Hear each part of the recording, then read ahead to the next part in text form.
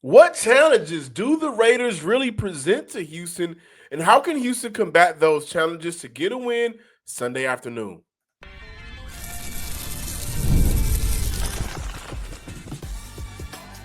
You are Locked On Texans, your daily podcast on the Houston Texans.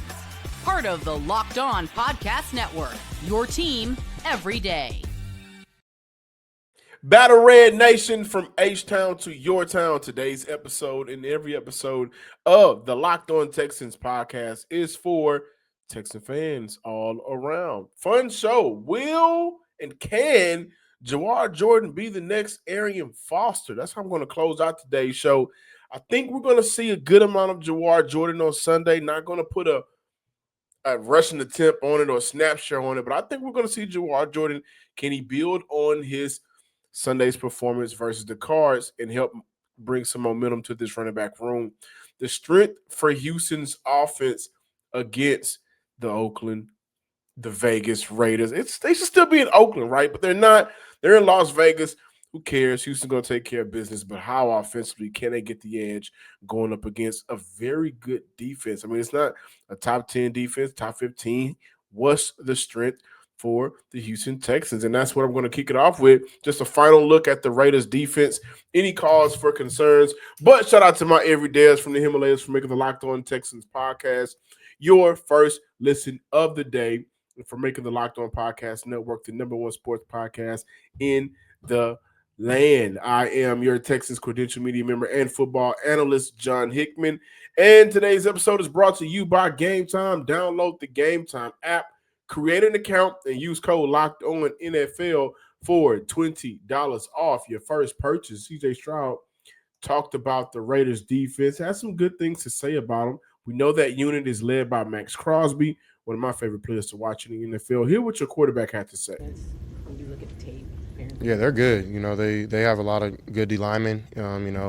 Devin White, has been playing, high level, backer for a long time. Lanning is a great backer as well. And on the back end, they're figuring some things out, but I think, they're up in your face, and do really good in their spot drop zones and, their blitzes, and, they can pressure you at any time. I think, Pete Carroll has been a great coach and a great scheme for a long time. And if you look, man, they've had some close games, for, some teams that are going to the playoffs, and some teams that, we played against that are good. So, this is not a team to slack off on one bit, just like last week. And, we got to be able to, establish, the line of scrimmage early on and then, the pass game and whenever that comes. So, but it's not going to be easy. It's going to be a challenge and we got to be ready for it.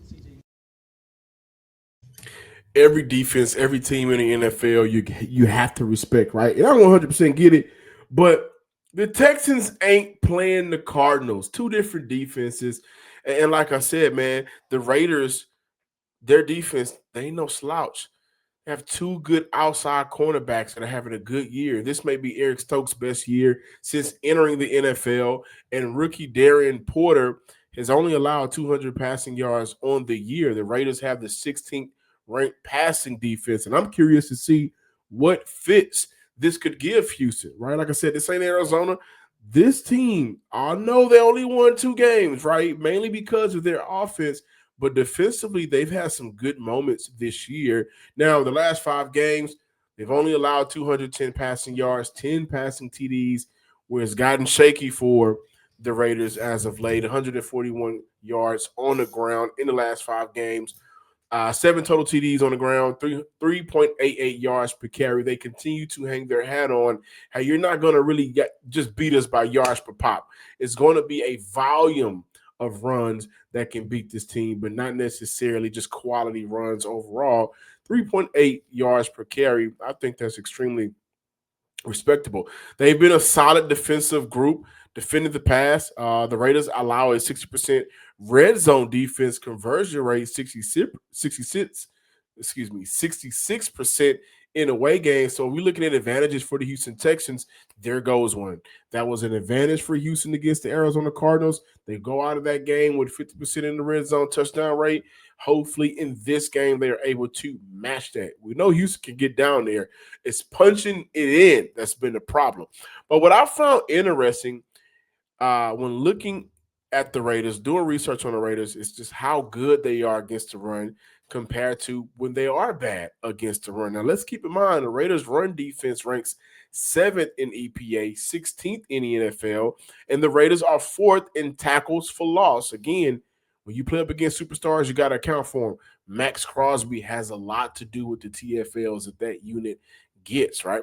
The Raiders will stack the box 61% of the time. And when they do, they only allow 2.9 yards per carry. Houston faces a stack box. Whenever they do, they only average 2.6 yards per carry. So we know that's an issue, and I think a lot of that has to do with what the Houston Texans has had to go through this year in terms of the different combinations of offensive line. And Titus Howard even talked about it. He said, man, we got to be more physical, especially on some of these short yardage runs. And so that's an area where Houston just needs to be better at on the inside, I think, more so than the outside. But, however, runs towards the C gap or further out, they've allowed, this is the Raiders, 4.6 yards per carry. Houston runs towards the outside gaps, that C gap and out, 42% of the time. They average 4.2 yards per carry. So that's a positive for the Houston Texans, and I think that's something we need to see. Meanwhile, runs towards the A and B gap on the inside, right, that guard center guard combo, the Raiders have held teams to 3.5 yards per carry, which that's Houston's average. I think a lot of that has to do with downhill run defending is a bit easier for Devin White, who I think he just had some franchise record. He has 140 tackles on the year. Do not let those numbers fool you. And Texas fans noticed that he resided in Houston last year, right? So the 140 tackles look great, but you got to look at how many of those tackles may be downfield or whatever. But when Devin White has been able to play just clean downhill football, run down to stop the run downhill, he's been pretty, decent this year. Once he's forced to play the run against zone schemes or defending the run going towards the outside of the offensive line, he's had issues. He's getting washed on the inside and not being able to shed off those blocks. The alignment of Devin White, and I'm going to talk more about Devin White because I think he is a key to how Houston can win this game offensively. But the alignment of Devin White, wherever he is, should dictate how Houston attacks this defense, particularly in the run game. But more so, I think this is a game for the tackles to play solid. They need to have a good game. If we want to see the best version of this rushing attack, they got to have a good game. Trent Brown, Ariante Ursary, who, in my opinion, may need to be the guy that can kick it off. He's a younger body, right? And the one aspect of Ariante Ursary's game that I think we all like this year has been his ability to get to the second level when he's out in space. So Houston could call on him a lot in this game. The Raiders are allowing more pure gap rushing yards per carry than zone runs, but teams have been able to run their best against the Raiders, getting to the edge of their offense. So we saw Houston lean a lot on those zone runs last week versus the Cardinals with Jawar Jordan. He was a zone runner coming out with 116 zone runs to 63 in his senior year. That's the adjustment Kaylee talked about throughout the offseason. And I think we're going to get more of Jawar Jordan this week. Could play in favor for the Houston Texans offense. I want to finish off this conversation on the other side, just looking at how the Houston Texans can go up against a very good, respectable defense that the Las Vegas Raiders have been able to put together. Two good corners on the outside, playing phenomenal football. Max Crosby down low, right? The numbers for Devin White could tell a different story than what it really is, but there could be some cause for concern. However, for Houston, it's all going to be about what is your strength to combat what the Raiders throw at you. More Locked On Texans talk on the other side.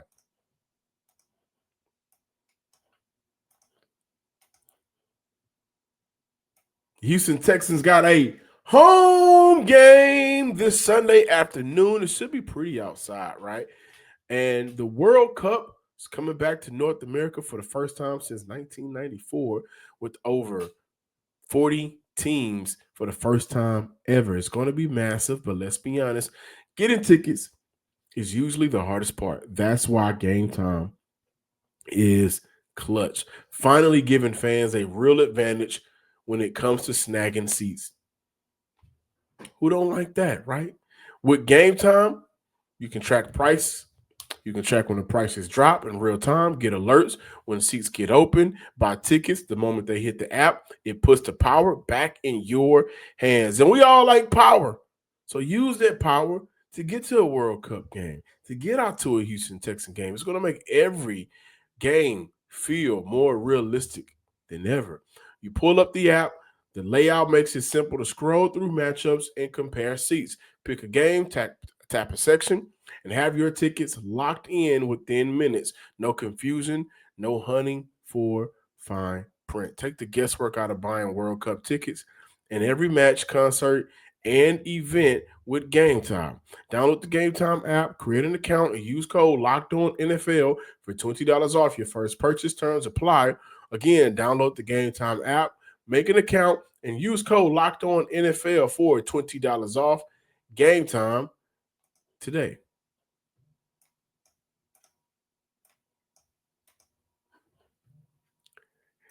Welcome back, Texan listeners and viewers.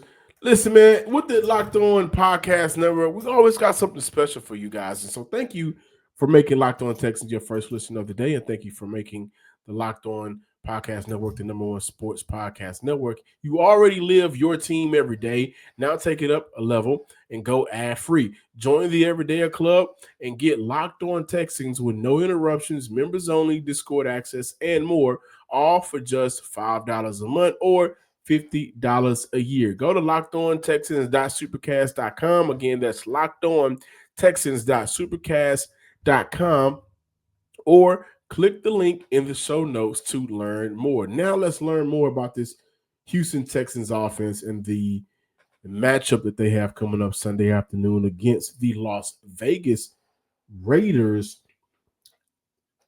We talk about how the Houston Texans can win this game, right?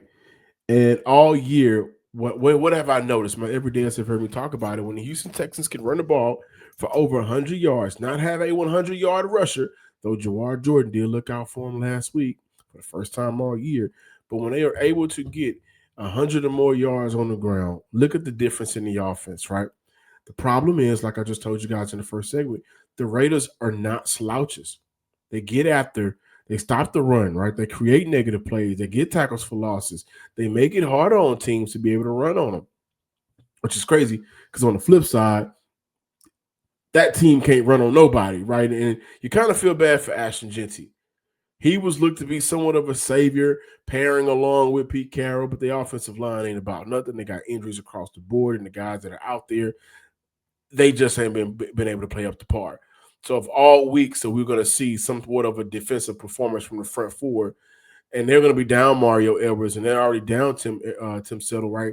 The inside unit is banged up. They're going to have to count on Tommy T, Sheldon Rankins, and the newcomers. It should be this week where those edge defenders go crazy that they have a moment, right? But getting back to, the strength and the weaknesses of Houston going up against a formidable Russian defense, I think we need to see a good chunk of 12 personnel, and the numbers back it up. In 44 rushes this year, and Cade Stover hadn't been healthy all year, but when Dalton Schultz and Cade Stover has been on the field at the same time, they've helped Houston see 4 yards per carry, 3.18 yards after contact. Both are the best combo of any tight end combination on the year. And I'm also looking at the Raiders defense. 39% pressure rate on first down, 40% pressure rate on third down. They run a ton of cover 3, 51% of the time. But I said I was going to take it back to one player specifically. The numbers will say Devin White is having a Pro Bowl year, 140 tackles. Oh my gosh, that's a lot, right? The numbers will back that up. However, the eye test don't back that up. And even if you go look on social media and scroll through and just look at what fans are talking about with Devin White, they've been pretty upset with how his play has been this year. Max Crosby called him out last week and wanted him to set the edge. So unless he turns around in a week, that's going to be an area where he's struggled in all year, and the Houston Texans should take advantage of that. But let's get to the passing game. the Raiders defense, they are allowing 210 passing yards in the last 5 games, right? Not eye popping. I think that's around the league average. But where are they winning? Let me talk about Dalton Schultz and I think his battle against Devin White. And maybe I should just frame this as the tight end unit all together. But Dalton Schultz, I think he leads his team in targets this year or receptions, one of the two. We know him and Nico are top two of those with their position and what they do for Houston this year. But going up against Devin White, look what Schultz has been able to do in the middle of the field. 263 combined yards past the line of scrimmage in the middle of the field. 14 first downs versus Devin White. 300 yak yards allowed this year. Dalton Schultz sitting at 298. 4 games of 30 or more yak yards allowed for Devin White. Dalton Schultz has 3. Listen to what franchise quarterback CJ Stroud had to say regarding Dalton Schultz this year. It's been a lot, I mean, it's been felt by everybody. I think, Dalton is, week in and week out worked very hard. His leadership has gone to another notch. His run game blocking, and that just doesn't, it just helps more for, his route running ability, which I think he's one of the best in the league at. So I'm just super proud of him. Glad he's, a brother of mine, somebody I consider a great friend. And, it's just really cool to connect to him. I think, me and him have a chemistry that we could be looking at each other a certain way. We just know what we're going to do and make a play. So it's really cool to see. I hope I play with him for a very, very long time. All right, you guys. And he's off. But I mean, CJ Stroud is right. There hasn't been a lot of reliability for this offense this year, right? Offensive line ain't been reliable throughout the entire year.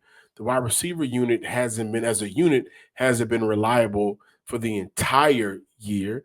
I don't think that they're reliable now. The tight end unit has not been reliable for the entire year, but it's been Dalton Schultz. And so, number one, if we look at the matchup of just being able to run the ball, Dalton Schultz has improved a lot this year as a blocker. While it may be him just being more willing or him just flat out winning his reps, Dalton Schultz has improved in that area of his game in 2025. And I'm looking at the weakness of the Vegas Raiders defense, and it's Devin White. And so, do I think that that's a one-on-one matchup in the passing game that Dalton Schultz could absolutely exploit? Absolutely, yes.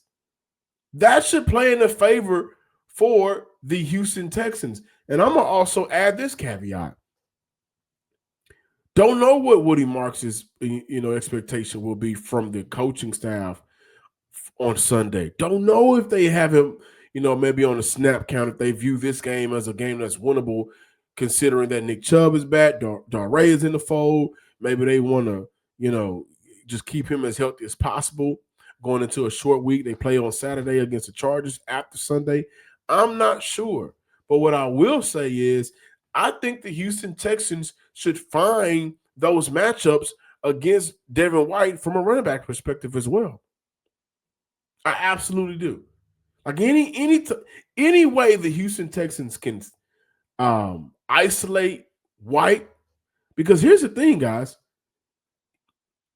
Not a lot of talk in there. A 2-11 team. They're not a good team. Not a lot of talk has been out there about their cornerback position just playing good football. And it's been like that all year.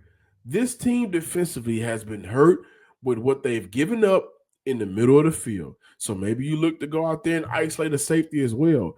But I think finding and searching a matchup that's favorable for Houston is 100% to play for Sunday. And this is where a lot of us who you may criticize Nick Caley, you think he should be one and done no matter what happens this season. However you feel, that's a progression that I think we need to see more of.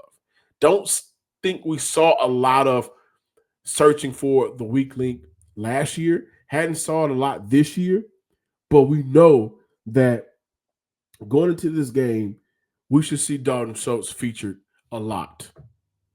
A lot. And I wouldn't be surprised if Dalton Schultz gives Devin White his 5th game of 30 or more yak yards on the year. I wouldn't be surprised. Would not be surprised. And so I think when I look at the strength for Houston's offense, the volume of runs that I think we should expect to see, especially in the third and fourth quarter. Between the second and third quarter, as a matter of fact, that's probably where we'll see a high volume of runs for Houston. And it may not be pretty. It may be 3.5 yards per carry. But we know that this Houston Texans offense is a lot more dangerous when they're able to see 3rd and 3, 3rd and 2. We know that. Especially for CJ Stroud, where he's 11 of 18 on 3rd and 1 and 3 with 9 first downs in a touchdown. We know this. So I think for Houston, just get into those spots where it may not be pretty, but a short downs to distance on 3rd down is going to be extremely helpful. And I think a huge key to this game. I'm not saying Nico Collins won't be a factor. Do I think a rookie or Eric Stokes who's played some good football, do I think that they're going to completely take Nico Collins out the game? No. I'm also going to add to that, Nico Collins should not be taken out of the game from his own offense. We can't go 2.5, 3 quarters without seeing Nico touch the ball, right? Cannot happen. Find a way to move Nico into the slot. Xavier Hutchinson in the slot. Bring that safety down and make them cover a little bit, right? Run a little high-low game, right? Some of those things, and I think the offense will work well, but I think, Dalton Schultz will have a huge factor into play a huge factor into how Houston can come away with this dub on Sunday. Now, could history repeat itself? Could Jawar Jordan be the new Arian Foster? Let's talk more about that to close out today's show.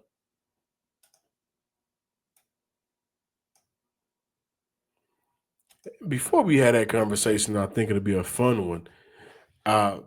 This episode is brought to you by Prize Picks. The holiday season is one of the best times for sports. You got bowl games. You got big basketball matchups. You got playoff pushes. It's all happening at once. And while we're all making choices every day, one of the most fun places to make the right call is Prize Picks. Prize Picks is the easiest way to get in on daily fantasy. Just pick more or less on at least 2 player stat projections. Lock in your lineup and you're right in the game. It's simple, fast, and available in 45 states, including California, Texas, Florida, and Georgia. Prize Picks has added an extra layer of excitement to the holiday sports schedule. You can choose from a huge range of unique stats: fantasy scores, field goal attempted, free throws made, turnovers, whatever fits your strategy. Download the Prize Pick app today and use code LOCKEDONNFL to get $50 in lineups after you play your first $5 lineup. That's code LOCKEDONNFL to get $50 in lineups after you play your first $5 lineup. Prize Picks is good to be right.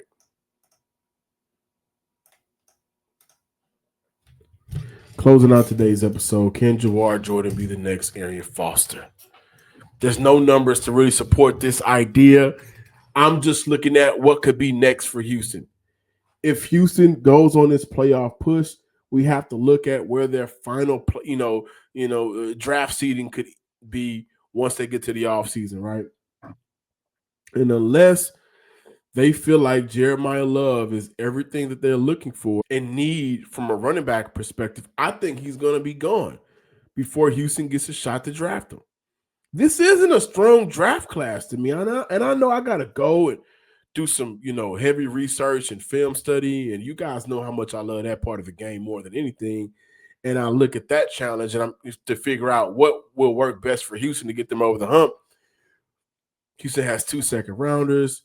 I believe they have 2 fourth round picks.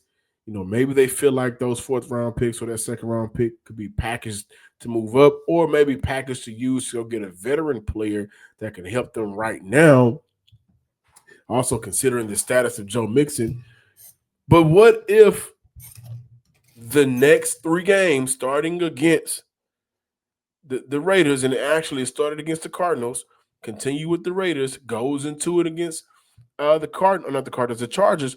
What if this is a great showing for Jawar Jordan and what his possibility could be? Now I'm gonna keep this in y'all ear, man. Nick Caley's background, as much as everybody loved to equate it to Sean McVay, guys, he spent a lot of time in New England. And during those years, he spent a lot of time around James White, Shane Vereen, just different running back. Rex Burkhead was a part of that mix at one point. Brandon Bolden, Deion Lewis, LeGarrette Blunt. He spent a lot of time around a running back unit that consisted of multiple hands. Yeah. And those guys also they got busy on special teams. So I don't know if Jawar Jordan can get some special team love and maybe in terms of returning kicks or whatever. But I think what made that offense so special is they had a different dynamic to combat whatever defense was thrown at them. Obviously, they had a quarterback that knew every defense inside out. And I think this is the progression that we want to see from CJ Stroud. I think another year in this type of system that's going to ask of him to be that could be good for his career in the NFL. And hopefully that's an entire career for the Houston Texans. What I'm getting at is, could Jawar Jordan be the next Arian Foster? I think that's unfair. I do. Arian Foster, what he was for the city of Houston, and then it was kind of unexpected too. Undrafted rookie, undrafted running back, finally got a shot. When he got a shot, he just took off, right? And at the time, Houston, I think, really needed Arian Foster to fit what Gary Kubiak was asking of that offense. I don't know if Jawar Jordan is really needed right now, but he could be something useful for Houston in the future. And I'm going to say this. I don't think he's an RB1. I'm not saying he's an RB1 in the NFL. I've said countless times that I don't think Woody Marks is an RB1 in the NFL. And I could be wrong on that, but he gives me a very good RB2. As long as Houston is rolling with Nick Caley, and I'm telling y'all now, I don't see them moving on from him in the offseason. Bad optics, right? And I also think that there's been good to pull away from. The winning streak has helped. DeMeco Ryans and Matt Burke's defense has helped. They're in the playoffs, right? He's going to get another full year, and maybe we'll see him grow from a coaching standpoint. But I don't see Houston moving on. They could still bank on Joe Mixon. They could still say, hey, you know what? Let's use a couple of these draft picks to maybe move up to go get Jeremiah Love. Or let's call around the league and see which one of these starting running backs that we absolutely like and that's healthy, that's affordable, that we can trade for. But the Houston Texans, for a long time, I can't tell y'all when the last time they had it, they hadn't had a full competitive running back room where each running back could do something completely different. All of them can pass block. All of them can catch out of the backfield, maybe different style of runners. They hadn't had that in a long time, and maybe not ever. You know what? I would say the Carlos Hyde, Duke Johnson year, maybe it was at Lamar Miller and Duke Johnson. They did have a nice 1-2 combo, but it ain't been like that a lot for Houston. So I think Jawar Jordan has found himself in a nice spot, man. He got signed to the active roster. He's going to have 3 games, including the one on Sunday, to prove, I think, his worth to either Houston or maybe another team around the NFL. I think he's got picked up on a lot of waiver wires this week in fantasy football. So I think he's in a good spot. I don't want to say he's going to be the next Arian Foster. That's extremely hard to put on a running back because Arian Foster was that dude, right? But he is in a great position to, I think, ultimately and overall, get trust from his running back coach, from the offensive line that they can really lean on him, but more so Nick Caley and DeMeco Ryans. DeMeco Ryans is going to be here to see this thing through, whether or not it'll be the same GM or not. But if DeMeco Ryans can trust you, then we know he's going to put you out on the field, or at the very least, he's going to keep you around. Thank you guys for watching today's episode of the Locked On Texans podcast. Let's enjoy our weekend. Let's do it together. To my Texan fans out there, you guys, you got to understand there's something great in front of you. It's all hands on deck, and I can't wait to see how this game turns out. Follow me on Twitter at John_Hickman12 or on Instagram at SomeSportsGuy. Until next time, ladies and gents, Victory Monday. Shout out to my teachers and educators. We on a break. Peace.